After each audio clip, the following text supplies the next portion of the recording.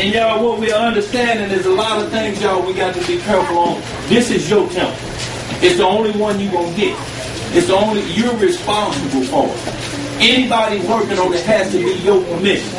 It's just the same thing. Man, you don't want to take your car to them. They don't put all the screws back. You know, take it to them. And it costs you a little more, but when you get it, right, it's going to be like, right, absolutely. You know, so you're giving good references. You can take it over there if you want to because they may do that, but you're going to have some problems, y'all. This is the only one you get. When this one's gone, it's gone. You ain't getting no new. Only new one you get is at the resurrection, and you better hope it's on this side of the coin. Because that tattered and torn one is going just like that to the lake of the fire. That's why they show you all the coming back from the dead movies. The bodies are still like this, like they was buried, like they come up out of the ground. They stay that way. They're going from that to the grave. I mean, to the lake of fire.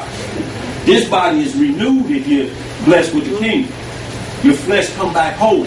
If you 90 then, you'll be 90 looking like you're 6 months old, with 6 months old skin on. Still that age, but 90 with that new skin on. What? Yeah, you don't go back to childhood to where you're a young man. Ain't gonna be everybody. It's you at whatever age you left this earth. You will be renewed at that age. Just like Job was renewed and lived another how many years after that? So his total number of years was what? Like 175 years or so. He had them added on to where he was at, so his body was renewed from that point on. So y'all, we want to understand it. Let's get some of that John 5. John chapter 5, verse 1. After this, there was a feast of the Jews, and Jesus went up to Jerusalem. Now there is at Jerusalem by the sheep market a pool, which is called in the Hebrew tongue Bethesda, having 5 porches.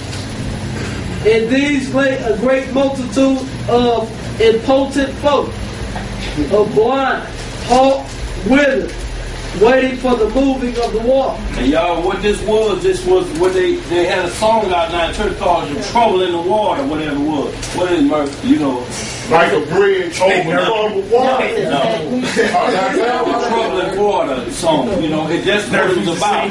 Back in the day, they would when the water moved, it was supernatural. Something supernaturally happened. And whoever was sick, if you pushed them off in there at that time, when they come up out of water, they were made completely whole. So people would just lay around there. The sick would just lay around there. If you was paralyzed or something, they like, you see the water move, push me off in it, you know. And they will come up fully whole. Let's read some more of that. Verse 3 again. In these lay a great multitude of impotent folk, of blind, halt, withered, waiting for the moving of the water. For an angel went down at a certain season into the pool, and troubled the water. Whosoever then first, after the troubling of the water, stepped in, was made whole of whatsoever disease he had. And see, it was the first one in. So, it was a little thing, an angel would come down and trouble the water. They had a movie out called Cocoon. If they try to say this was the same thing. And where they had them come down in these alien spaceships and the cocoons landing in the water. I'm talking about these guys would walk into that pool like that. I'm talking about when they got out of that water. I ain't seen hips moving and shit. Dance moves or whatever. Y'all ain't never seen Cocoon? It was about the trouble in the water the same way.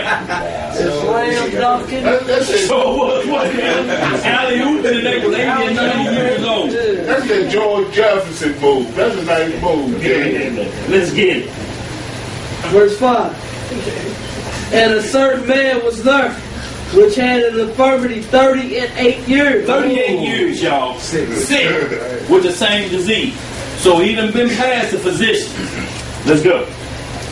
When Jesus saw him lie, and knew that he had been now a long time in that case, he said unto him, Wilt thou be made whole? The impotent man answered him, Sir, I have no man when the water is troubled to put me into the pool.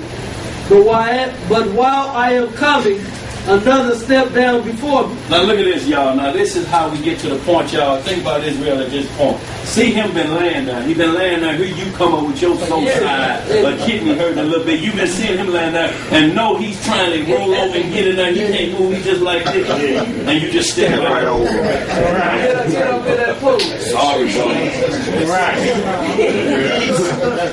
Gone. That was laying right there. Everybody beating him to the punch. Gone. Verse 8. Jesus said unto him, Rise, take up thy bed and walk. Dad, you're going to punch. And immediately the man was made whole and took up his bed and walked.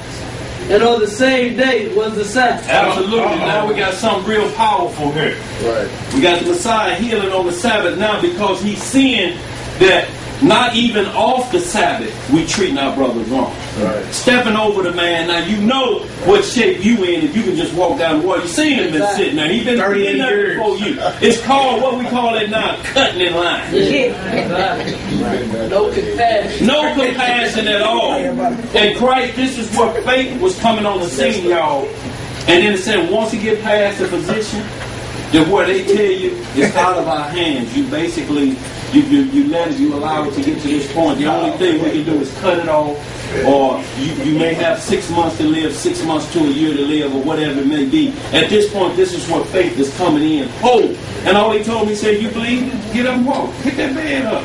And it's the belief system that you have. Fully persuaded in his Fully mind. persuaded, Like, I and guess this I is- can get up. This there. is what we talk about cold turkey or mind over matter on any bad habit that we have. And we don't have addictions, they bad habits.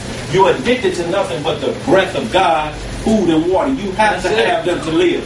All the other things that you said I'm addicted to, you were not born with that. You may have been born with some of it in your system, but it's not what's causing you to function. It causes a dysfunction if you're born with it. Because it says crack baby, so now we're trying to work it out the baby's system. So they're saying it's not part of the baby. It shouldn't be inside of them. We're going to keep jacking the baby with crack pills or crack formula. You know what I'm saying? They get it out of you. So because you got to get back on milk, food, and water, what you need to live. And so all of these are bad habits, y'all. They bad habits of ours. They're the ones you look in the mirror and you know when you say, I got to stop that, because you feel them when you wake up the next morning.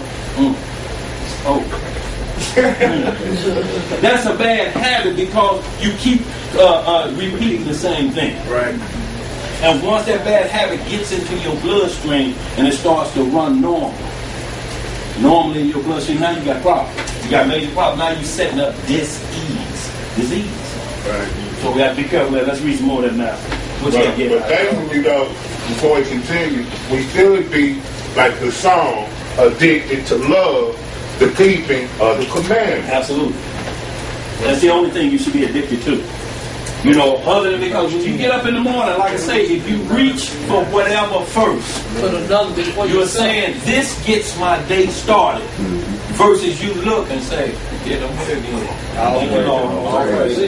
Then get up and then whatever you do after that. It's understandable, but you grab for that.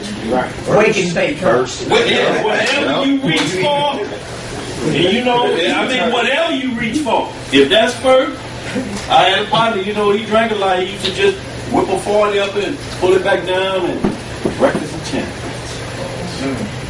You used to say that? Yeah, that was his breakfast. So he went on a liquid diet that was loaded with impurities that your body just can't take that. It's not designed for that. It's bad for you.